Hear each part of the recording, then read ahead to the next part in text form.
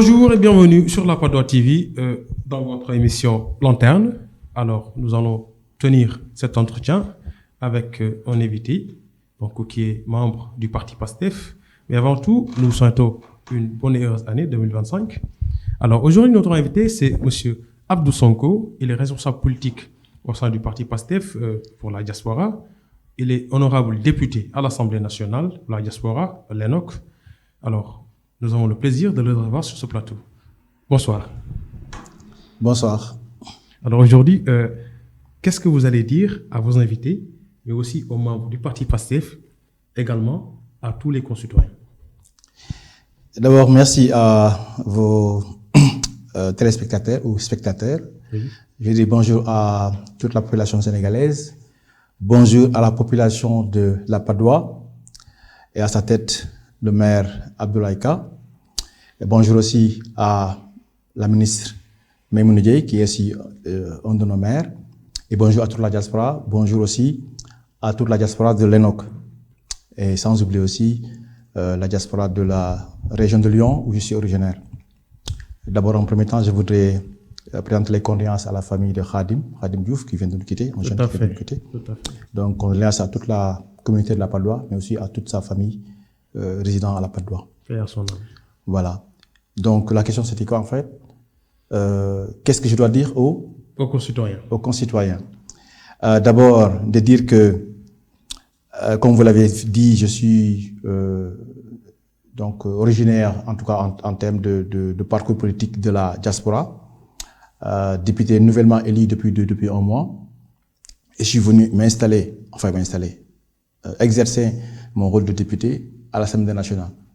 Et depuis un mois, on est en train justement de s'affairer pour que justement cette installation soit la plus, disons, claire possible en tout cas, et ensuite aller dans le sens de exercer notre métier ou en tout cas notre fonction de député.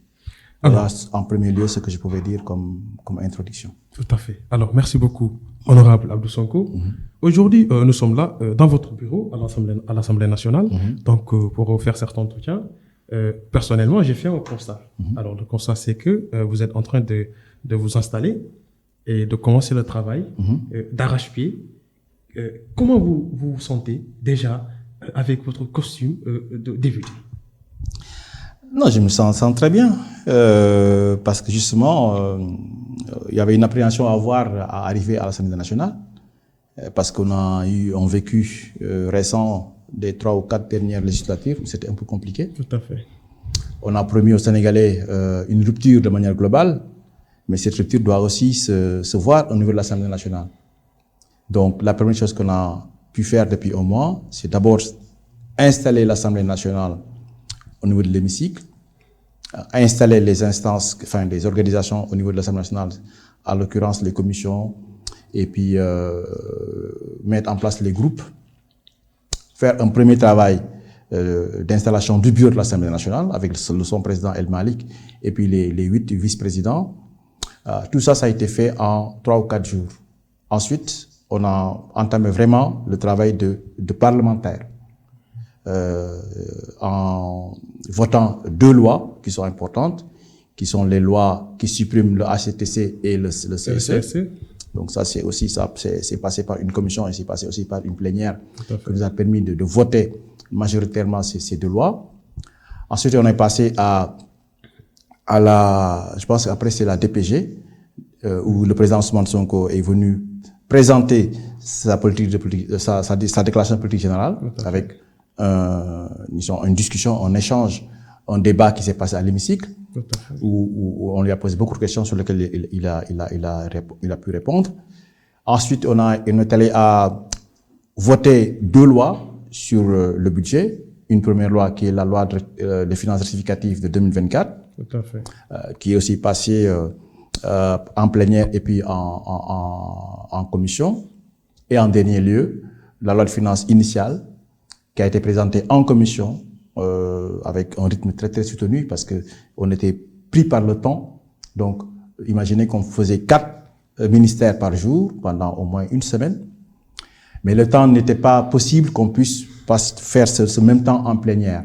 Donc, du coup, le gouvernement a usé d'une disposition de la Constitution, qui est l'article 86.6, qui permet que le gouvernement puisse engager sa responsabilité et que la loi passe sans débat. Et c'est ce qui s'est passé le dernier jour où la loi de finances initiale a été adoptée sans débat parce que la Constitution le permet. Voilà un peu, disons, l'activité qu'on a eue pendant un mois. Donc, dire que voilà, c'était une activité intense et de la manière dont les débats se sont tenus, en tout cas soutenus, on peut avoir espoir que justement cette assemblée qu'on pensait être une assemblée de rupture, il va se passer beaucoup de choses qui vont montrer que justement on est dans la rupture. Une assemblée de rupture pour les siens, mais une assemblée de dictature pour l'opposition. De dictature? Oui. Qu'en pensez-vous? Vous pensez à quel événement qui montre qu'il y a dictature? Alors l'opposition pense que Ousmane Sonko, justement le Premier ministre, donc avec sa nouvelle démarche, dans cet état de droit, que nous avons tous la liberté de penser, d'exprimer ses avis, alors qui est devenu une chose qui a changé de route. Justement, honorable Abdou Mbow a fait référence à cela après sa prise de parole. Donc, vous pensez que vous êtes dans la même lignée de changement systémique, alors que l'opposition ne voit pas cela. Oui, c'est son libre droit de ne pas penser cela. Mais il faudrait mettre sur la table des actes qui montrent qu'il y a une dictature. Parce que tout ce qu'on a adopté, tout ce qu'on a fait, on n'a pas fait en dehors de la loi, ou en dehors du règlement intérieur. Donc, tout ce que évoque le député Abdou Mbow, ça a été balayé d'un trait parce que ça a été référencé par des dispositions de l'article, des dispositions du règlement intérieur de l'Assemblée nationale ou de la Constitution. Donc, il n'y a pas de dictature à avoir. Si vous faites référence, par exemple, au fait que ils n'ont pas pu disposer d'une vice-présidence, mais la loi est de notre côté. C'était simple de présenter une femme pour être dans le bureau de l'Assemblée nationale pour le compte de l'opposition. Ils n'ont pas fait. Il n'y a pas de dictature parce que justement même le Conseil constitutionnel a donné faveur au président El Malick Ndiaye. Tout à fait. Voilà. Donc, il n'y a pas de dictature. Je pense qu'ils sont dans le rôle. Malheureusement, ils ont joué, ils ont perdu. Et la vie continue. Alors justement, juste avant même votre élection, après les législatives donc de cette dernière, maintenant qu'est-ce que vous pouvez nous dire concernant votre militantisme au sein du parti PASTEF, parce qu'il y a du chemin certes à faire, mais il y a du chemin qui est derrière. Donc au-delà de l'engagement politique auprès de Ousmane Sonko, le Premier ministre, maintenant le président du parti Ousmane Sonko, vos liens et votre engagement au sein du parti, comment ça s'est passé? Et qu'est-ce qui a impulsé ce vent de changement qui fait que vous soyez déjà un membre du mouvement citoyen, ensuite vous basculez sur la mouvance politique? Le vent de changement, je pense que c'est une démarche un peu naturelle et puis depuis 2014, je pense, un groupe de personnes s'est mis autour d'une table pour imaginer avoir une action politique dans ce pays-là, parce qu'ils ont vu qu'il y a des choses qui marchaient peut-être à l'envers. Ils ont créé le parti PASTEF en 2016. Ils ont eu une démarche d'abord de dénoncer toutes les malversations que le gouvernement est en train de mettre en place dans les contrats, etc., etc. Et donc ça, pendant quelques années, c'était inaudible parce qu'ils n'avaient pas accès aux médias. Mais à un moment donné, il y a eu un déclic. Je pense que le déclic, c'est quand le régime en place de Macky Sall sentait qu'il était un peu dérangé par un discours d'Ousmane Sonko et a voulu stopper disons cette évolution et en voulant, sortir du jeu politique Ousmane Sonko. Donc, quel était le mot? Il a été comment on dit ça encore? Il a été sorti en tout cas de l'administration. J'ai oublié le terme. Mais pas radié. Il a été radié, justement. C'est ce que je veux dire. Mais sa radiation, quand même, tout le monde sait que ce qui a provoqué cette radiation, quand même, n'est pas une chose anodine. Alors, avec des révélations. On va pas revenir sur les argumentaires. Si vous voulez, oui. Non, mais on n'a jamais pu prouver que Ousmane Sonko a utilisé sa posture au niveau de l'administration pour faire des dénonciations. Ça n'a jamais été fait. Tous les chiffres que sortait Ousmane Sonko, c'était des chiffres qui ont été publiés sur le site du ministère. Donc, il n'y avait pas de choses non connues par le public. Donc, c'était juste une position de force qu'utilisait le gouvernement pour essayer de stopper cette évolution d'un homme politique ou d'un parti politique voilà. Donc c'est ça qui a fait que, une fois que cette étape franchie, je pense que le peuple sénégalais a pu commencer à entendre, en tout cas à accepter ce que Ousmane Sonko disait. Et ça a pu évoluer pendant quelques années. Et ça aussi, l'aide de la diaspora y est pour grand chose, parce que je pense que la diaspora était beaucoup plus à même d'être à l'écoute, de comprendre ce que dit Ousmane Sonko. Du coup, l'appui de la diaspora dans cette évolution a été déterminante, de telle sorte que il y a des actions de prise de conscience qui ont été faites au niveau de la population pour que Pastef puisse arriver à un certain niveau. En 2017, c'était la première fois que Ousmane Sonko et son parti accèdent à concourir pour être député. Bon, c'était pas top, mais en tout cas, il y a eu quand même, il est passé au plus fort reste. Tout à fait. Ce qui a été déterminant, même passé au plus fort reste, il a pu quand même en tant que député pendant en 2017-2022 être au cœur de l'hémicycle et continuer son travail de manière extraordinaire. Et ça, à mon avis, ça a eu un effet au niveau de la population sénégalaise. Ça fait que les gens ont de plus en plus confiance au discours de Ousmane Sonko et au cheminement qu'est en train de faire Pastef. À partir de ce moment-là, autre événement qui a provoqué l'ascension fulgurante de Pastef, c'est que le parti qui est au pouvoir continue à croire qu'en éliminant Pastef et Ousmane Sonko, ils vont arriver à conserver tous les avantages qu'il y avait en gardant le pouvoir. Et ça a été catastrophique. Donc, avec l'histoire aussi du cas, je sais pas moi, Adji Sarr et tout ça, ça a fait que ça a vraiment complètement basculé. Du coup, dans la diaspora, des gens comme moi ont pu quand même être à même de faire confiance à ce parti qui est Pastef, à adhérer au parti, à prendre des responsabilités au niveau de la diaspora, à continuer à faire un travail de massification de telle sorte que, une fois que ça a été fait, bon, je pense que les fruits sont là aujourd'hui. Le parti est devenu un parti, disons, de premier plan au niveau du Sénégal, au niveau de la diaspora. Dernière élection, le parti est parti tout seul, sans coalition, et ils ont pu quand même accéder à 130 députés, une majorité écrasante au niveau de l'hémicycle. Ça, c'est le parcours qu'a pu faire Pastef jusqu'à ce qu'on puisse y arriver à accéder au pouvoir de la manière la plus légitime et la plus claire. Alors aujourd'hui, vous êtes arrivé au pouvoir, donc avec une large majorité à la présidentielle comme aux législatives. Maintenant, vous avez toutes les clés en main. Oui. Il n'y a plus d'excuses alors? Non, il n'y a jamais eu d'excuses. Même si on avait une majorité, disons, une petite majorité, il n'y a pas d'excuses. C'est nous qui avons vendu le fait que on veut transformer le pays. On va avoir un changement systémique. Comme vous aimez bien le dire. Oui, parce que justement, ce mot est important parce que justement, qu'est-ce qui fait que le Sénégal n'a pas pu se développer de la manière la plus, disons, fulgurante possible, parce que justement, il y avait un système qui était là, qui bloquait tout et qui était dans l'accaparement. Tout à fait. Pour s'en sortir, il faudrait qu'il y ait une rupture systémique, comme on dit. Donc, casser le système.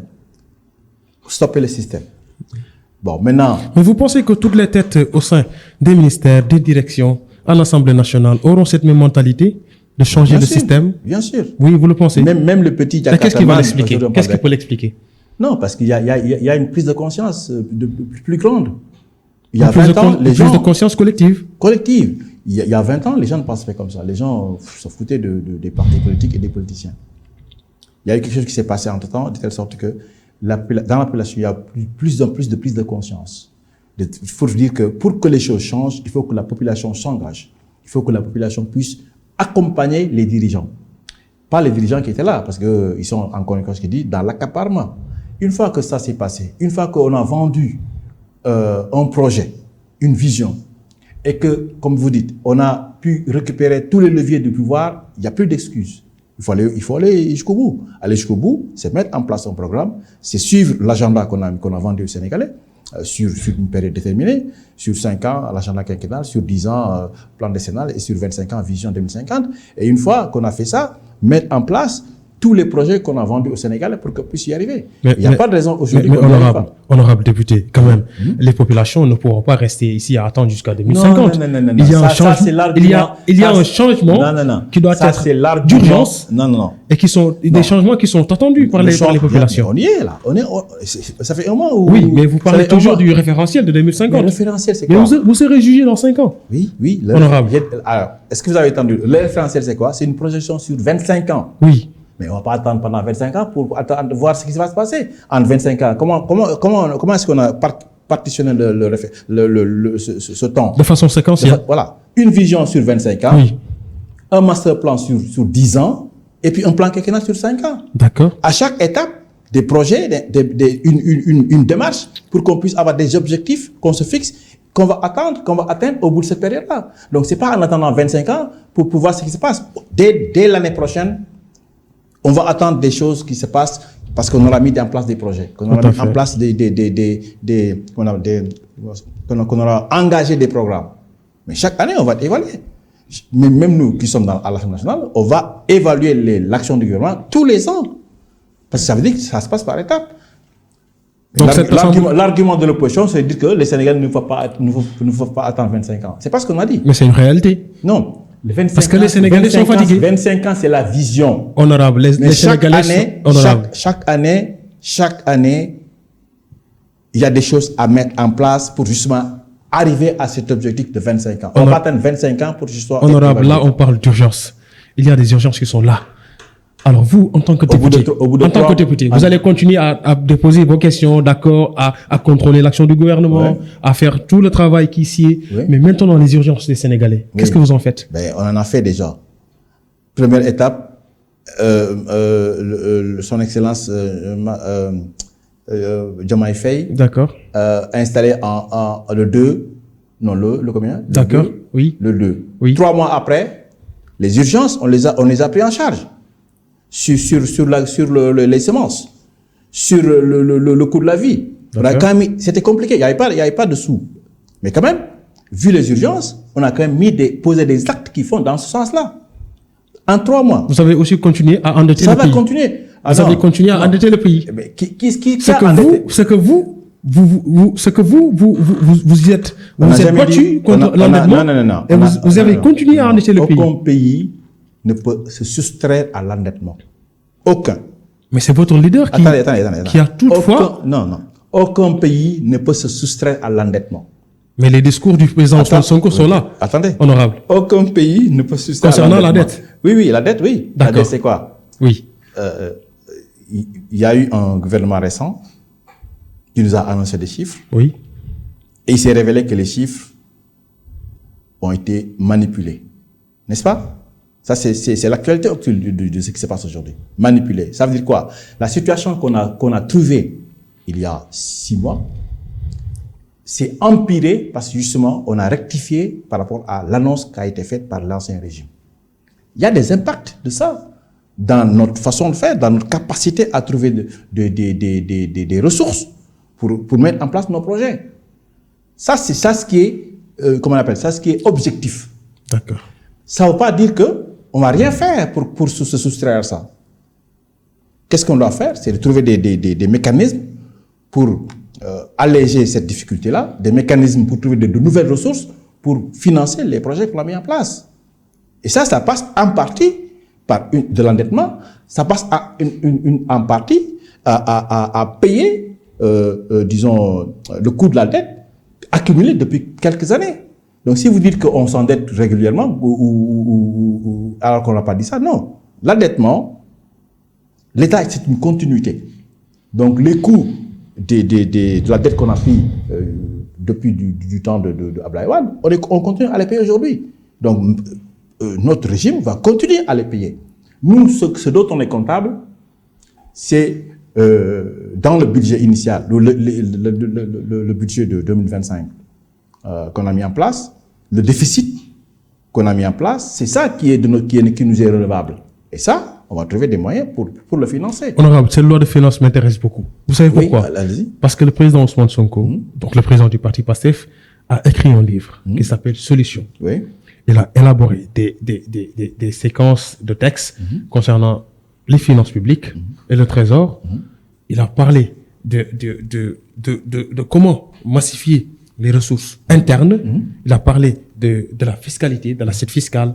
Il a parlé de pas mal de choses. Oui. Alors, quand il a parlé de la dette, alors il a bien dit que la dette est incontrôlable et la dette s'accumule chaque année et ce n'est pas normal pour un pays qui a assez de richesse. Oui. Alors, moi, ma question, c'est quoi? Ma question, elle sera précise. Rassurez-vous. La question, c'est Pastef, aujourd'hui au pouvoir, qui a tant chanté l'accumulation de ressources internes pour donner de la force aux finances publiques. Aujourd'hui, qu'est-ce que vous allez proposer comme mécanisme pour contrôler les finances publiques et assurer de façon continuelle la diminution de la dette? Et de façon continuelle, la diminution de la dette. Oui. Alors, tout ça, ça dépendra de la manière dont on est en capacité de mobiliser des ressources fiscales, ressources qui vont venir aussi de l'exploitation des ressources naturelles. Tout ça, ça fait partie des choses qu'on va utiliser pour justement avoir des ressources pour financer nos projets. Mais si je vous entends bien, vous pensez que nous, on est dans un système où on va éliminer de manière drastique le fait d'être en capacité de concourir à des dettes? Non, à des financements par la dette. C'est pas ce qu'on a dit. C'est normal. Quand on dit que les critères de convergence, il faut être à 70% ou au niveau la dette ne doit pas dépasser 70% du PIB et qu'on est aujourd'hui à 83 ou 86%, c'est normal qu'on tire la sonnette d'alarme. Ça, c'est réel. Ça, c'est factuel. Maintenant, nous, ce qu'on doit faire, c'est justement de ramener ce critère à des proportions qui sont dans les critères de convergence. Et ça, on ne va pas y arriver en 1 an, ni en 2 ans, ni en 3 ans. On se fixe un délai. Chaque année, on essaie de diminuer on essaie de ramener cet indicateur à des proportions qui sont des proportions dans le critère de convergence. Et dans 3 ou 4 ans, on va y arriver. Mais on n'a jamais dit qu'on ne va jamais recourir à la dette, à recourir à la dette pour financer nos projets. Ça, c'est pas possible. Voilà. Donc, pour répondre à votre question, il y a beaucoup de leviers sur lesquels on va s'appuyer. La dette fait partie des leviers. La fiscalité fait partie des leviers. Élargir l'assiette pour avoir plus de ressources. Beaucoup de gens qui payent, même s'ils payent un peu moins, ça va permettre d'avoir beaucoup plus de ressources que quelques personnes payent avec un niveau élevé. Voilà. Les ressources naturelles, sur le pétrole, sur le gaz, dans quelques années, on en aura un peu plus et ça permettra un peu de retrouver des ressources qui vont nous permettre de financer nos projets. Tout ça, c'est inscrit dans le temps. Encore une fois, vision 2050, c'est pas attendre jusqu'à 2050 pour y arriver. Chaque année, on y arrive. Au bout de 5 ans, on fait une première évaluation sur l'aspect quinquennal. 10 ans après, on fait une autre évaluation parce qu'il y a certains projets qui prennent plus de temps. Et puis, dans 25 ans, on pourra voir est-ce que le niveau de vie des Sénégalais a augmenté ou pas. Tout à fait. Alors, concernant la loi de finances initiale et après les projections, est-ce que vous pensez que cette année va être une année qui va marquer non seulement vous, votre expérience parlementaire, mais aussi concernant le standing de vie des Sénégalais? Oui, ça va être une année charnière, je pense, parce que c'est nous qui avons dit qu'on va moderniser, on va avoir une rupture au niveau de l'Assemblée nationale. Quand tu vois les autres législatures, ce qu'on appelle évaluation des politiques publiques, ça n'a jamais existé. Nous, on a dit cette année, on va être en capacité de mettre en place des procédures pour évaluer les politiques publiques. Ça passe par de la capacitation au niveau de nous en tant que députés. Dans le programme de l'Assemblée nationale, il est prévu qu'on puisse former les députés, les donner des outils qui leur permettent justement d'aller vers le sens d'évaluer les politiques publiques. Tout à fait. Une fois que c'est fait, rien ne nous empêche, nous, dans quelques mois, dans quelques semaines, avant la fin de la première session, de dire que voilà un projet qu'a mis en place le gouvernement, ils en sont à telle étape. On va essayer de voir est-ce que ce qui a été annoncé au début du programme, est-ce qu'on est dans le bon chemin ou pas. Donc on va évaluer. Voilà, on va y arriver. Donc ça veut dire que la rupture qu'on a vendue aux Sénégalais, forcément on va y arriver parce qu'on est en capacité, en tout cas on a annoncé le fait que on veut que cette législature soit une législature différente de celle qui nous ont précédés. Alors, Honorable Abdou Sonko, nous le savons tous. Alors, le Sénégal fait partie des pays, donc au classement au niveau de la presse, qui est vraiment très scandaleuse. Alors, concernant ce classement, justement, quand on parle des reporters, quand on parle des journalistes, la liberté de la presse, que pensez-vous de la situation de la presse au Sénégal? Ben, ça dépend à quel point de vue. C'est-à-dire? Parce que en fait, ça dépend de à quoi vous faites référence. Parce que aujourd'hui, la liberté de la presse. La liberté de la presse. Enfin, la liberté de la presse, c'est quoi? Ça veut dire que est-ce que les gens sont libres de donner leur opinion au Sénégal? Ça, c'est oui. Tout le monde peut donner son opinion. Personne n'est poursuivi parce qu'il a donné son opinion. Par contre, quand tu donnes ton opinion et que tu enfreignes une loi, mais c'est normal que la loi vous tombe dessus. Ça, c'est pas le fait que quelques personnes soient mis en prison parce qu'ils ont professé des propos qui sont diffamatoires ou en tout cas qui sont injurieux. Mais ça, c'est la loi qui prévoit de les sanctionner. Ça n'a rien à voir avec la liberté de la presse.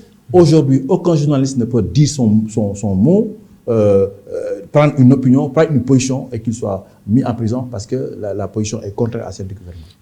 Mais honorable, a priori, comment vous pouvez penser que la presse, c'est seulement de la diffamation, c'est seulement des propos qui peuvent...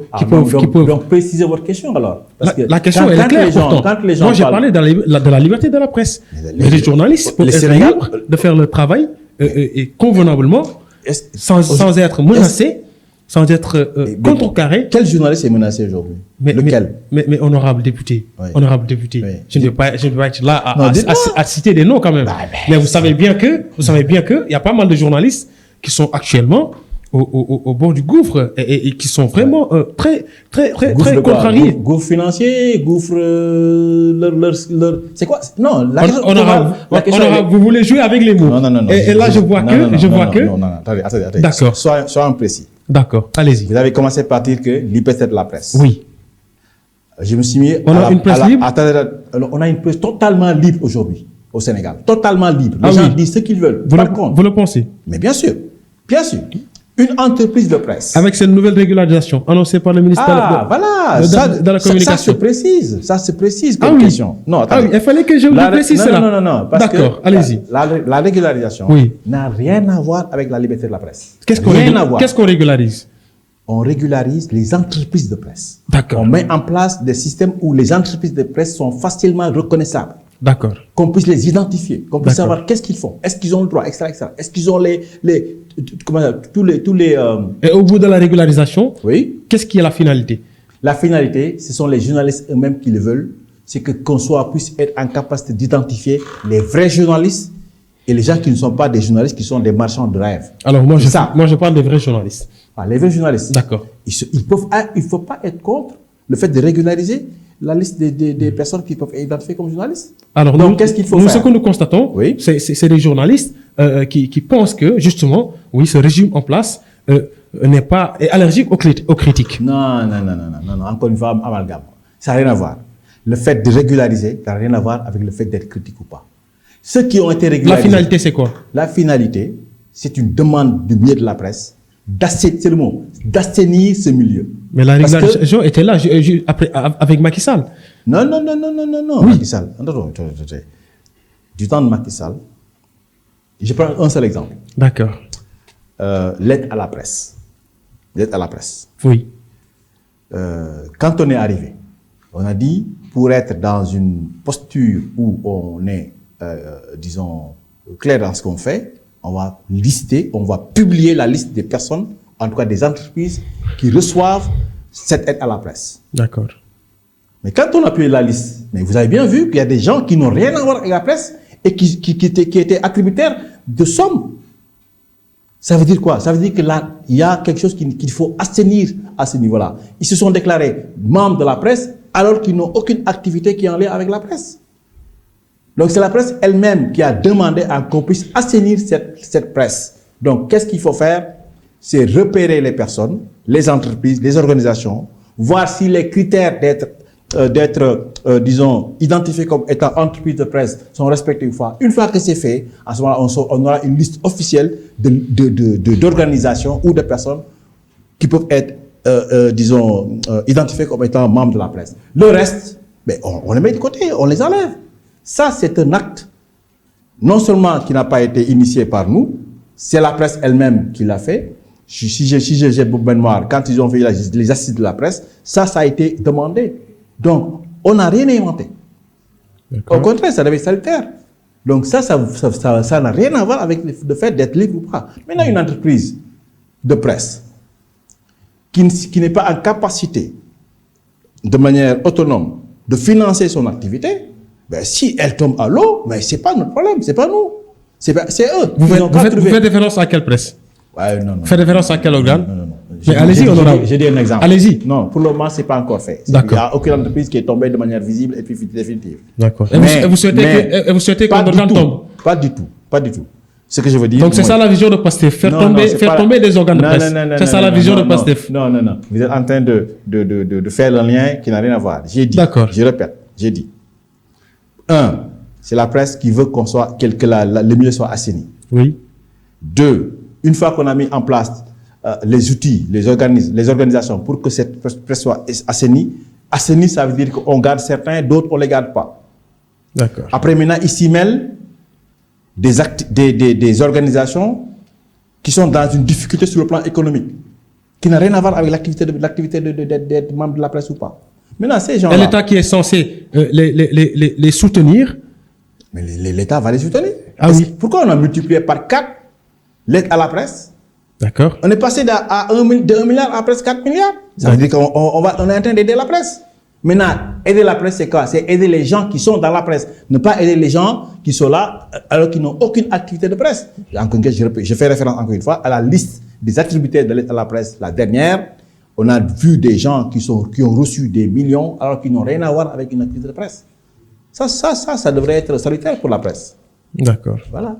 Alors, maintenant, concernant les affaires de la cité, nous allons revenir sur les affaires de la cité, donc justement la commune de la Padoue, donc qui fait face aujourd'hui donc à un sujet litige concernant le terrain de la Padoue, donc communément appelé terrain Tchéli, donc qui devrait abriter donc un projet de construction de stade municipal, donc depuis 2022, donc qui tourne en rond.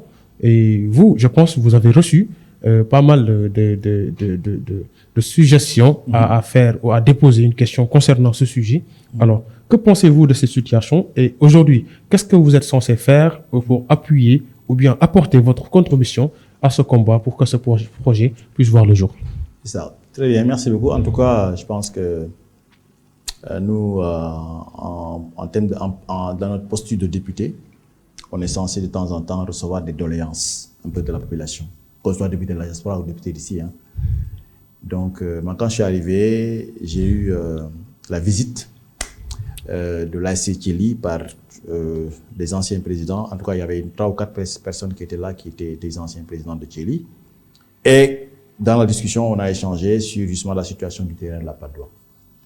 Voilà, qu'il fallait faire quelque chose, qu'il fallait les soutenir parce que c'est une demande entre guillemets sociale. Je ne sais pas si les guillemets, je les enlève pas, mais en tout cas, c'est une demande de la population Tout à fait. de la Padoue.